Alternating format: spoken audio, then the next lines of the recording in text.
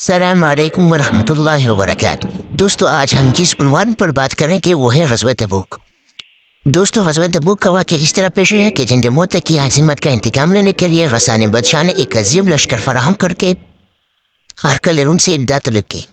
ہرقل نے 40,000 کا لشکر ایک جراح غسان بادشاہ کے پاس بھیجا اور خود میں عظیم الشان فوج لے کر عقب سے روانہ ہونے کا قصد کیا۔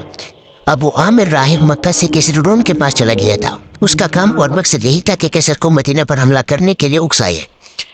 ادھر اس نے منافقین مدینہ سے برابر خفیہ پیغام و سلام کا سلسلہ جاری رکھا۔ اسی کے لیے ہوئے مشورے کے موافق منافقین مسجد ضرار کی تعمیر شروع کی دی۔ عارض سرحد شام پر عیسائی فوجوں کے اجتماع اور کیسر کے مدینہ پر حملہ آور ہونے کی خبریں متواتر مدینہ میں پہنچنی شروع ہوئے۔ آپ صلی اللہ علیہ وسلم نے اس عیسائی حملے کو ملک شام کی سرحد پر روکنا ضروری سمجھا، کیونکہ ملک عرب کے اندر ہرقل روم کی فوجوں کے داخل ہونے سے جاکر تمام ملک عرب میں بدامنی پیدا ہونے کا کبھی احتمال تھا۔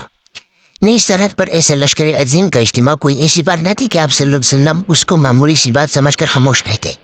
چنانچہ آپ صلی اللہ علیہ وسلم نے عام طور پر قبائل کو اطلاع دی کہ ہرقل کی فوجوں کے مقابلے کے واسطے آ کر شریک لشکر ہونا چاہیے۔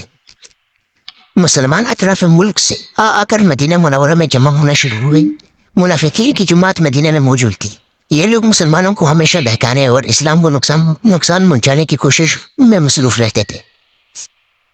اس سے پہلے جب کبھی آپ صلی اللہ علیہ وسلم نے کسی طرف کو فوج لے جانے کا عزم فرمایا، پہلے سے اس کا اعلان نہیں فرماتے تھے تاکہ منافقین کو اعتراض کرنے اور مسلمانوں کے بدتر بنانے کا موقع نہ مل سکے۔ عین وقت کے وقت مسلمانوں کو معلوم ہوتا تھا کہ ہم کس طرف جا رہے ہیں۔